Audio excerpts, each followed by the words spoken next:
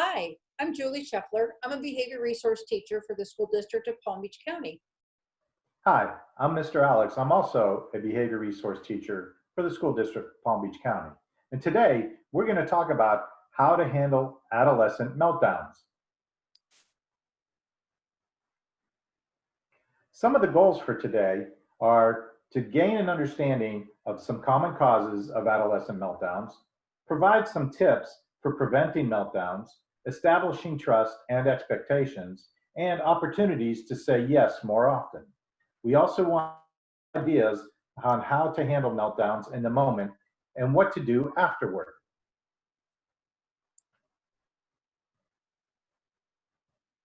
Have you ever felt like teenager for sale, eye rolling, back chatting, temper tantrums, and I already know everything attitude included? All sales are final. Anyone that has had a teenager live in their house has been through this. I am I sure have had two. I have had two as well. So there are common causes for adolescent meltdowns. They're typically driven by two normal aspects of adolescence. One is self-centeredness and one is entitlement. And this is not a judgment about adolescence. This is biology.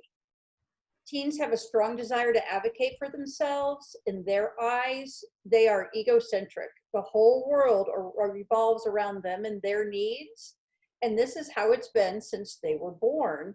And it takes quite a long time, maybe into the 20s, for that view to go the other way and they start thinking about others. Teens might be entitled due to past experiences or how they've typically been able to get their needs met. They also are at a point where they're trying to gain independence. And you may notice in your teens that some days they want to be dependent and some days they want to be independent. It depends on what's suiting their needs. Adolescence is a time where kids are exploring adulthood. They're exploring how independent they can be, but some of them, they still want to be a child sometimes. So this is a normal part of the transition from childhood to adulthood. And for some kids, this transition can be hard. Also, teens have a lot of stress. There's a lot of stress with peer relationships and peer pressure. And I think social media has a huge impact on this. How kids respond to peer pressure impacts their moods. If their relationships are going well, they're easier to get along with when everything's fine. When they're not going well, they get stirred up, doors get slammed, and you may get called names. The next time your child has a meltdown, ask yourself what the meltdown is really about. Is it really about cleaning the room, or is it about some other stress in their life? The importance of trust. When trust exists, both parties can engage in open communication and share each other's perspective. So having trust is the first step in understanding the meltdowns and being able to talk about it later. So some tips for building trust is talk. Talk to your teen. Talk about non-controversial subjects. Talk about the news. Talk about a song you heard. When communication is open, you're going to find things get less heated around controversial topics.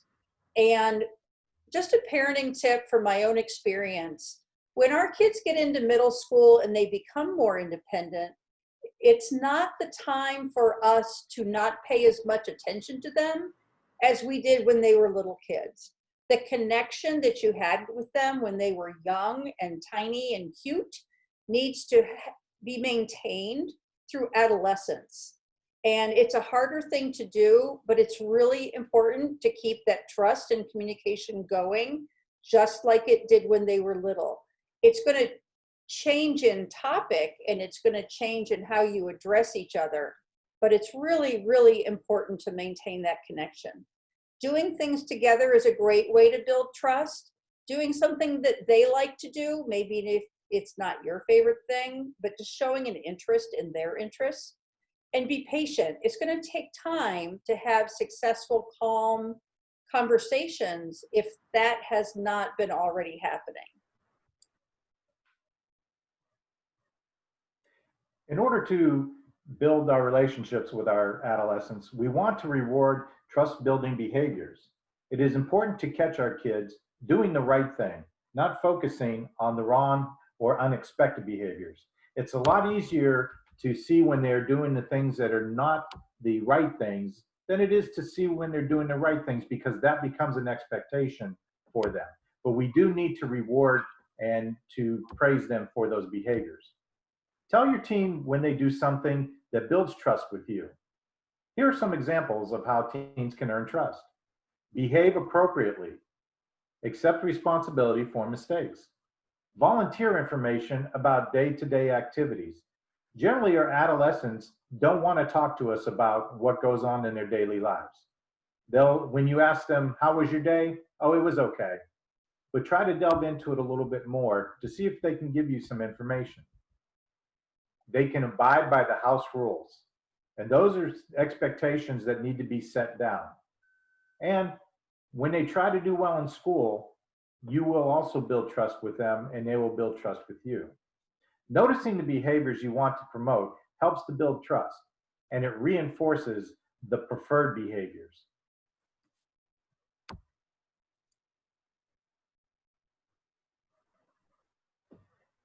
Again, we want to make sure that there are clear expectations. Every relationship needs clear expectations to keep it healthy and establish rapport.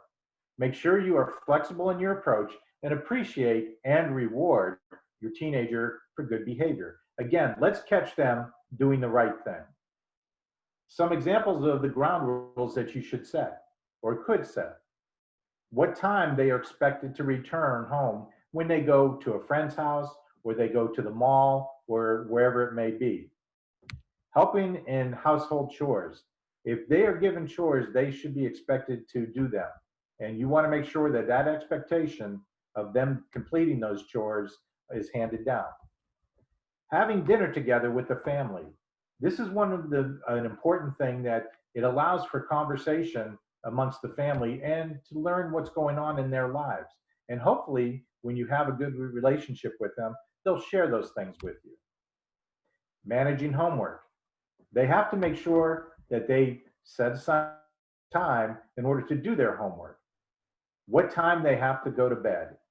If it's 9 o'clock, 9 o'clock is the time. But be a little bit flexible on that in what time they go to bed, depending on their age. Internet usage.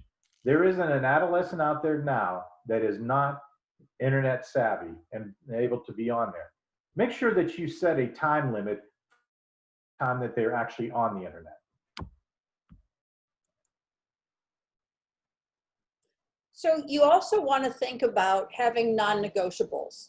You want to think about maybe 5 things that are a definite no in your household, and you want to discuss those with your adolescent. I would write them down for future reference and maybe put them on the fridge or put them somewhere where we can all see them. Because if you talk about them and then you write them down and refer to them, they're going to be remembered. And Brian and I try to come up with some non-negotiables just as examples. Going out on a school night. Some parents, that's an absolute no way. So if you put that out there in advance, there's not going to be a meltdown over it. Going out with people you've never met before. Riding in cars with teen drivers.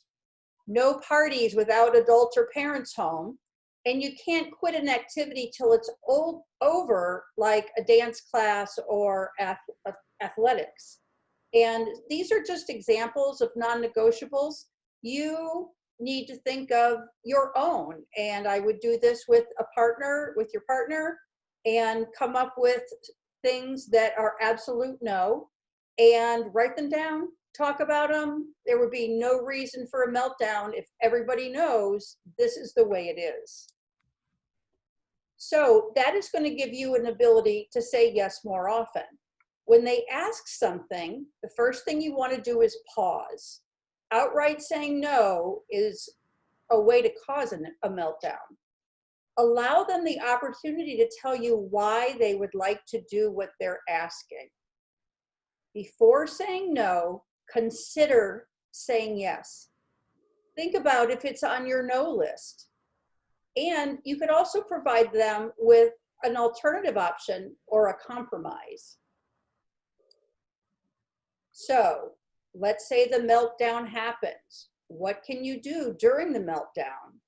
You want to remain as calm and neutral as humanly possible. Reacting to the meltdown can make meltdowns worse or last longer or happen more frequently. You want to observe and monitor for safety. If your child is melting down but is hitting or kicking, you want to try to make them as safe as possible.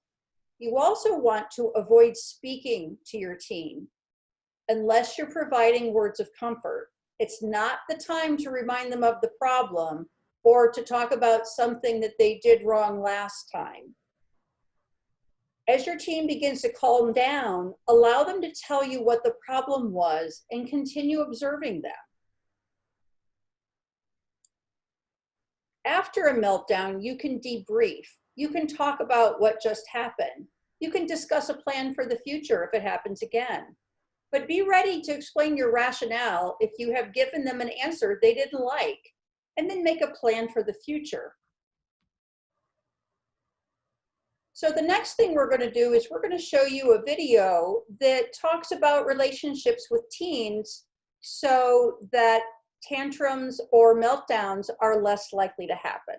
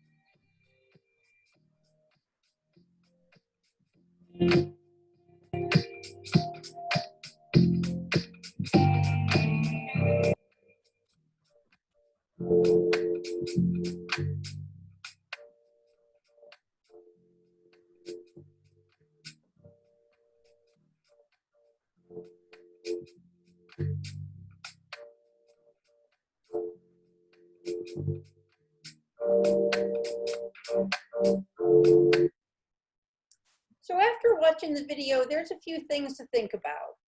Which of the steps do you feel most comfortable with? Are there anything that you've seen in the video that you think you could improve on? And what steps do you think you could take now to improve your relationship with your teen?